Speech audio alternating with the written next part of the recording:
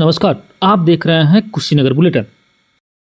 ये जो नाव देख रहे हैं, ये एक 100 की पहचान करने के लिए बीच धारा में जा रही है।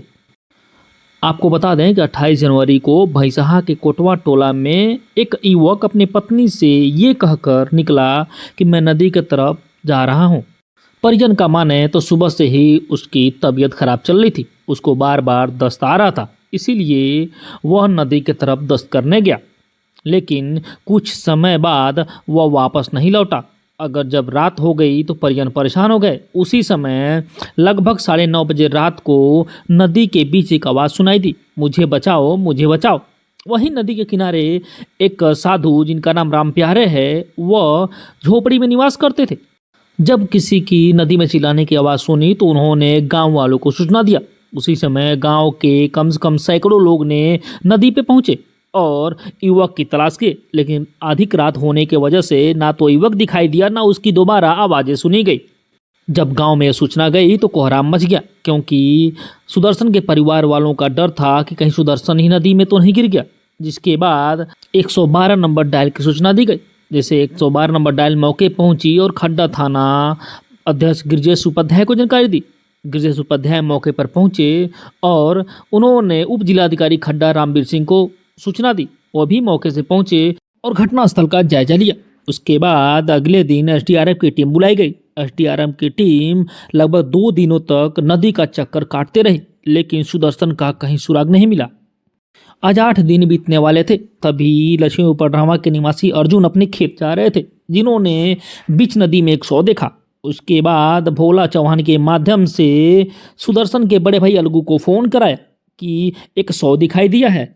जिसके बाद अलगू और अपने छोटे भाई शंकर के साथ नदी में पहुंचे। जब अलगू ने शव का पहचान किया तो सुदर्शन ही निकला। जिसके बाद शंकर उनके छोटे भाई दहाड़ मार के रोने लगा। सुदर्शन के बड़े भाई अलगू ने बताया कि मेरे भाई कुछ दिन पहले काम करते हुए उसकी 3 अंगुलियां कट गई थी। वही 3 अंगुलियों की वजह से मैं अपने भाई को पहचान सका। पहचान होने के बाद खड्डा थाना को सूचना दिया गया। जिसके बाद खड्डा थाना की टीम मौके से पहुंचकर शव को कब्जे में लेकर पोस्टमार्टम के लिए भेजा। जब सुदर्शन की शव मिलने की खबर गांव वालों तक पहुंची तो नदी पर कम से कम सैकड़ों की भीड़ हो गई और उनकी शव के देखने के लिए गांव वाले वहां रुके रहे। सुदर्शन की मौत की खबर जैसे ही मिली, परिजनों में कोहराम मच गया। सुदर्शन की मां का कहना है कि मेरा बेटा वापस आएगा, वह मेरा बेटा नहीं हो सकता है। किसी तरह लोगों ने सुदर्शन की मां को मनाया, जिसके बाद उसकी पत्नी का भी रो रो कर बुरा हाल है। इस घटना के बाद पूरे गांव में शोक का माहौल है। गांव में पुरुष हो चाहे महिला, सबकी आंखें नम है। सभी का यही कहना है कि 2 छोटे छोटे बच्चे आखिर कहाँ जाएंगे। वहीं उसकी पत्नी बेसुध पड़ी हुई है। जैसा वो गया था लैट्रिन करने, गोड़ फिसल गया। कब किस अरे आज हो गया कम से कम 8 दिन। 8 दिन उसको हो गया है।